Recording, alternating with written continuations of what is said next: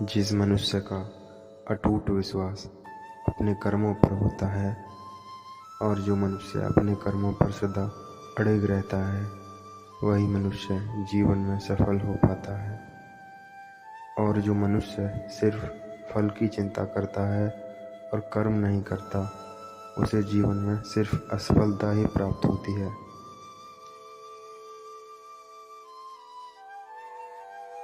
अगर मनुष्य शिक्षा प्राप्त करने से पहले अच्छे संस्कार प्राप्त करे, व्यापार करने से पहले अच्छा व्यवहार सीखे और ईश्वर को पहचानने से पहले अपने माता पिता को पहचान ले, तो उस मनुष्य के जीवन में कभी भी कोई कठिनाइयाँ नहीं आती।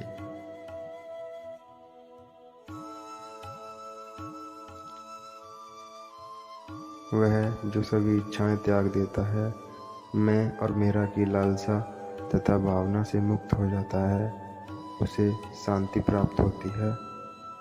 इस मनुष्य के मन से मैं या मेरा या अहंकार का भाव समाप्त हो जाता है और जिसके मन में सांसारिक मोह माया की लालसा समाप्त हो जाती है, वही मनुष्य अंत में परमात्मा की शरण को प्राप्त करता है।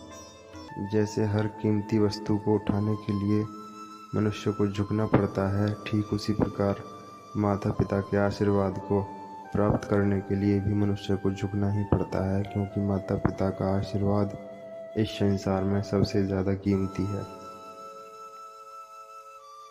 मनुष्य की मन की इच्छा और सांसारिक सुख की मोह माया ही उसके दुखों का असली कारण होती है।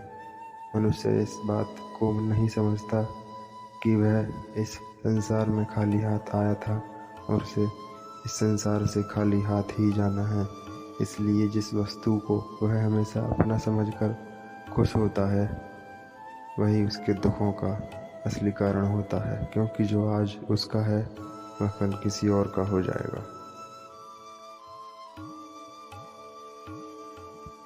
प्रेम और किस्मत कभी साथ नहीं चल सकते, क्योंकि हमारे किस्मत में जो होता है उससे हमें प्रेम नहीं होता, और हम जिससे प्रेम करते हैं वो हमारी किस्मत में नहीं होता। यही प्रभु की माया है।